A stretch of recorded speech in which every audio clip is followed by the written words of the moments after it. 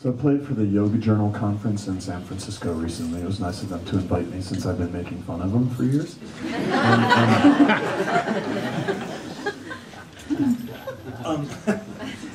Because mainly, the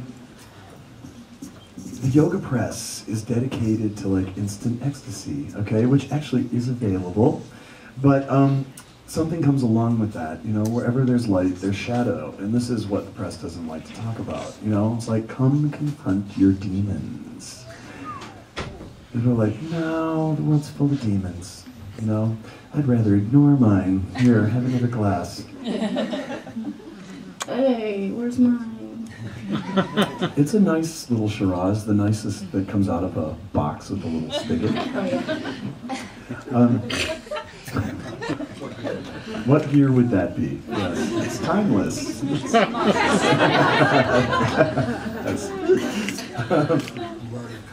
But I realized the dealing with your shadow turns out to be a big part of the whole thing. And for a little while, I was reclaiming sort of a Christian mysticism because I once went fleeing from the church and found myself in yoga, and I was still surrounded by church people who were still bugging me in all the same old ways. So I had to like figure out how to make an adjustment with that. And the good thing is that yoga said, well, consider that there might be a mirror out there, and the people that are annoying you are probably just like you. Oh, okay, so take responsibility for my own stuff and like stare it down? Yeah. Oh, okay, well, then. So I was reading the Gnostic Gospels. You ever check them out? It's the part they left out or they threw out. Oh yeah. Oh. And it's a really good story. And at some point, Hollywood will make a movie about how they were found. You know.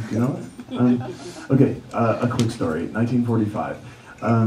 There is a band of brothers that are running around in Egypt, and their father has been killed, and the tribal bloodlust says, you know, kill the one who killed your father, avenge the death, right?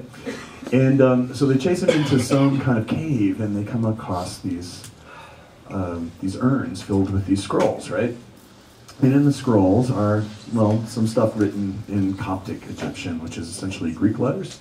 And it's pretty widely read for people who are biblical scholars. Anyway, they don't avenge the death, and they take home these stupid scrolls to mom, who's kind of pissed off about it. She's like, you did not kill the man who killed your father. And all you brought back are these worthless scrolls. So she began to make fire and used some of the paper, right? And the next day, when things were a little more sober, they were like, maybe we should take those to Cairo and see what they're worth. Well, it turns out the guy who read them was like, I'll give you a small sum.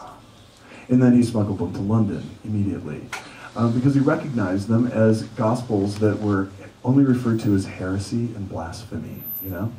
And what was in it was something really beautiful that somewhere I'm just loving that frequency.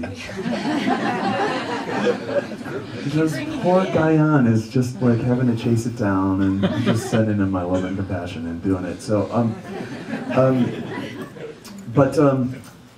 once they were spirited out of Egypt, for 30 years scholars battled over who would translate it. So in 1975 they finally got the work done and they were published and everything. And one of the things I love is there's like a Gospel of Mary Magdalene.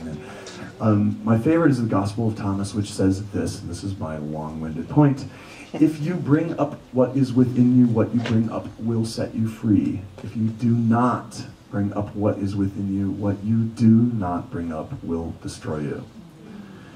Which is something yoga's been saying for a long time, by out-picturing all of the demons inside of us as like, oh, say, Kali.